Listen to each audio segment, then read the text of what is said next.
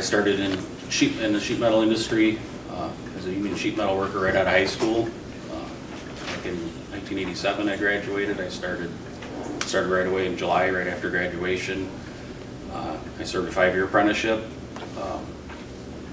So I've been in the trade this is my 27th year in the trade. About a year and a half ago, I was elected to be the business rep for this area, serving Madison and Janesville areas. And along with that also came, I'm co-coordinator. I'm actually officially a coordinator, but Julie from the Contractors Association, I do it together. I'm very happy to be here today. I think this is a great thing that we're doing, getting this information into the high schools. You know, even back when I went to high school, I didn't know what sheet metal workers did. I took all the shop classes back then. They weren't called tech ed; they were called shop classes. But you know, I heard some people comment on not really knowing what sheet metal was. I didn't know what it was back then either. I was lucky enough to have a relative in the trade that told me about it, and I got into it, and I've been happy about it ever since. Never looked back with any regrets. Would you like me to go through a little overview? Okay. Sheet metal is one of the most diverse of all the building trades. We do a lot of different things. The main thing that most people understand and realize is HVAC, or heating, ventilation, and air conditioning. So that's the ductwork and forced air, heating and cooling, exhaust work, material handling. We do dust collection systems that, you know, like in the wood shops, you know, they pick up, you know, sucks up sawdust, collects it. We also do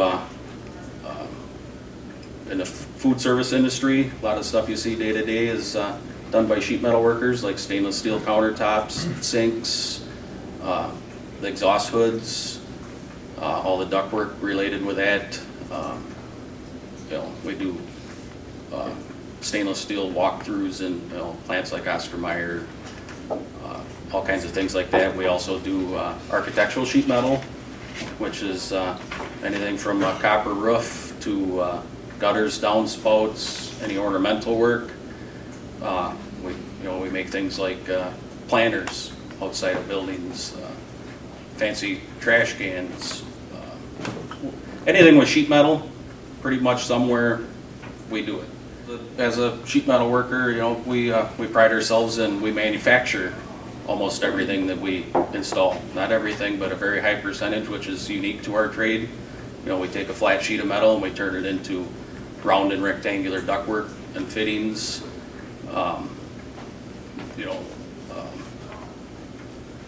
And like I mentioned earlier, sinks, countertops, all kinds of different things that are included in our industry. You know, not just ductwork. You know, we're doing. We have a lot of work in the architectural field happening in the Madison area right now, with like on commercial buildings, industrial buildings, power plants and stuff. We do all the exterior wall panels, metal siding. That's getting to be more and more of that work we're doing around here. The new UW hospital, one of our contractors, that's going to have a pretty much metal exterior. You know, and it's not always just sheet metal either. A lot of chemical duct work that we do, you know, it's made out of plastics. You know, our apprentices will even learn how to weld plastic with hot air. You know, so it's not just sheet metal always either. So we use what materials are necessary. Our sheet metal apprenticeship is a 5-year, 10,000 hour. Approximately 1,000 hours of it's in the classroom. Our apprentices go to school. The first 2 years of their apprenticeship, they go to school 1 day a week during a normal school year.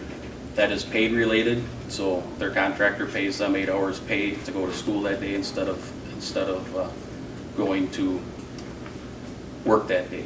And then throughout their 5-year apprenticeship, they'll attend night school. Total is about 1,000 hours total of paid related training and unpaid related training. The night school is on their own time, but as long as they pass the class and attend 100% of the classes, our educational trust fund through the union, and the JAC reimburses their tuition. So that's there's no out-of-pocket cost, it's just their time.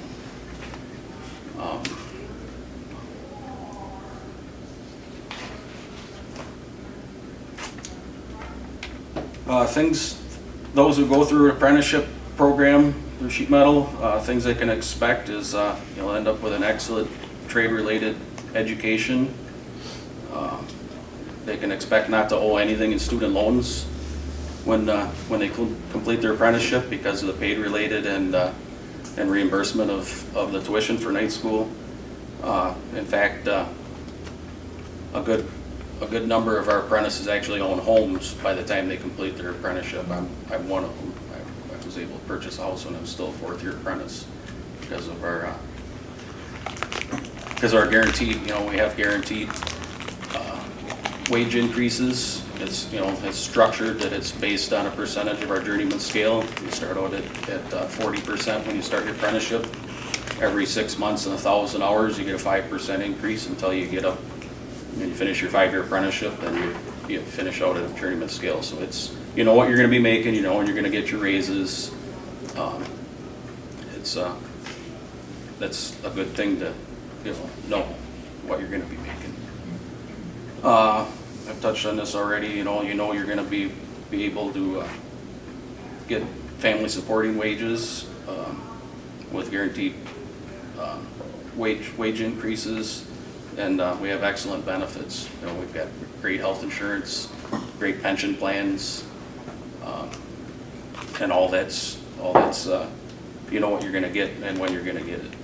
Wages wise on this sheet, just so everybody knows, this is statewide average, both union and non-union. Actually, in our area, to be a union sheet metal worker, it's considerably higher than this, and it's changing all the time. Every year. Wages change. So it's no secret what we make. It's on our website.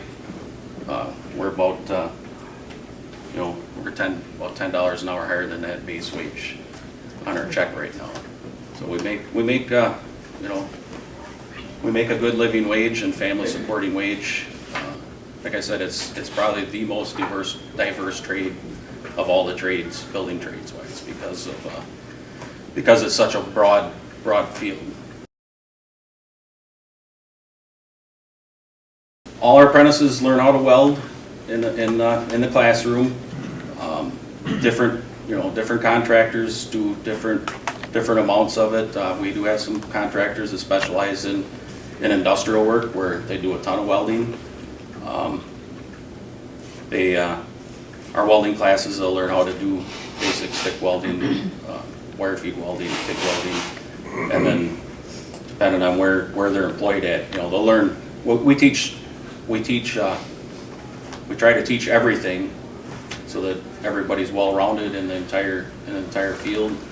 It's kind of specific per contractor how much welding you'll do or how much architectural. The base of our trade, like I said before, is ductwork. That's what the majority of our guys are doing, is putting ductwork up. Anything from a house to power plant to indoor water parks. I personally have worked in just about every one of the indoor water parks in the Dells. So you look up and see that 60-inch round ductwork up in the air. We put that up. We also set all our own equipment.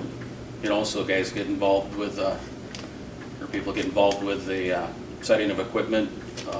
A lot of times our equipment's big. Some of our equipment, like up in the Dells, some of those airline units that go on the rooftop units, are size of semi-trailers. Some of them come in 2 pieces on 2 semi-trailers. We set them with huge cranes, with helicopters. A lot of times we have to wheel through a building on special rollers.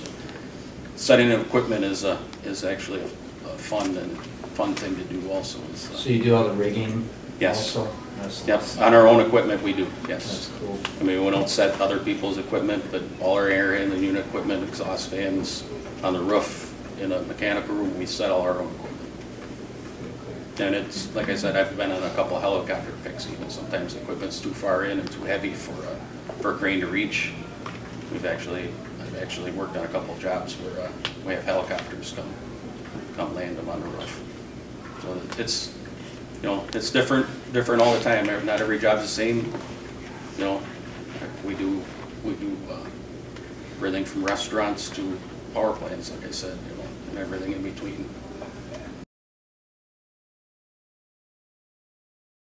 We have called plasma tables and water jet tables, all of that stuff.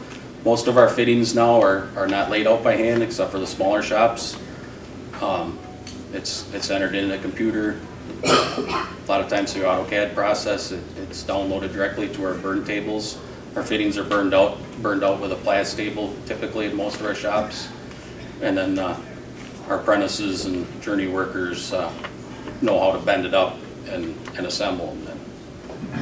So there is a lot of automation. I didn't touch on that. Thanks for bringing that up. We have a lot of sheet metal workers that sit at a computer during the day, all day, every day, instead of actually physically being out in the field doing AutoCAD. We a lot of times nowadays our contractors do design build. So an engineer at the contractor will engineer a job. Our CAD department will draw the ductwork and make it fit in the building. We've got one company in town that at times they employ 12, 15 sheet metal workers in AutoCAD, sitting at a computer doing detailing and AutoCAD drafting of the ductwork.